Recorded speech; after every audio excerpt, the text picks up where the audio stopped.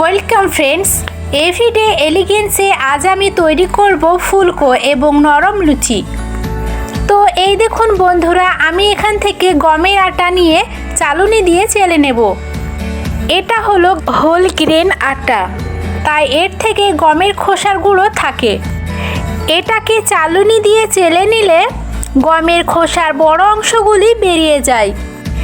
এবার একটি থালাতে আটাটি নিয়ে নিয়েছি। এর মধ্যে এবার দিয়ে দেব সরষের তেল, একটু লবণ এবং 2.5 চা চামচ চিনি।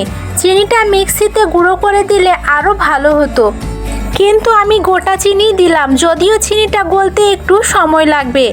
যাই হোক, এবার এগুলি দিয়ে আটাটিকে ভালো করে মেখে নেব। একে বলে ময়াম দেওয়া।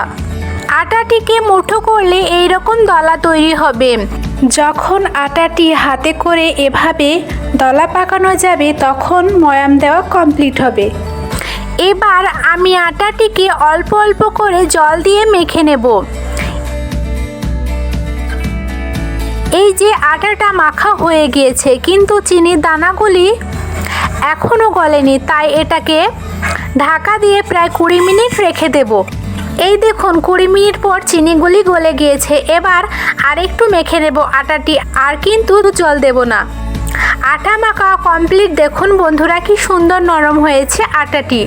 এবার লুচির আকারে লেচি কেটে নেব।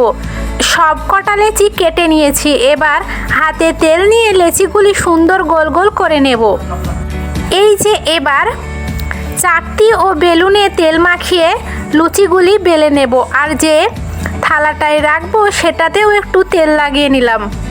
এবার সব কটা লুচি বেলে নিয়ে থালাতে রাখবো।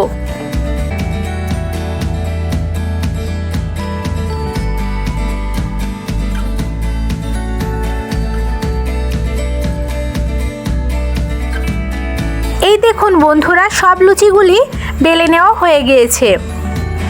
এবার গ্যাসে কড়াই বসিয়ে সরষের তেল নিয়ে নিলাম প্রয়োজন মতো।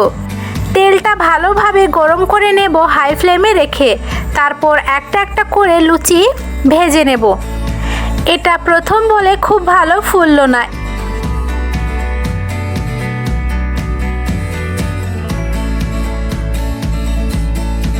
এই দেখুন বন্ধুরা, কি সুন্দর ফুলছে লুচিগুলো। এইরকম ফুলকো লুচি দেখলেই কেমন খিদে পেয়ে যায়, আর আলুর দমের সাথে তো অতুলনীয়। আর বন্ধুরা, ঠান্ডা হয়ে গেলেও এই লুচি খুব নরম থাকবে, কখনো চিমড়ে হবে না। তাই বন্ধুরা, আজ এই পর্যন্তই। দেখা হচ্ছে আগামী পরশু। সবাই ভালো থাকুন, সুস্থ থাকুন। ধন্যবাদ।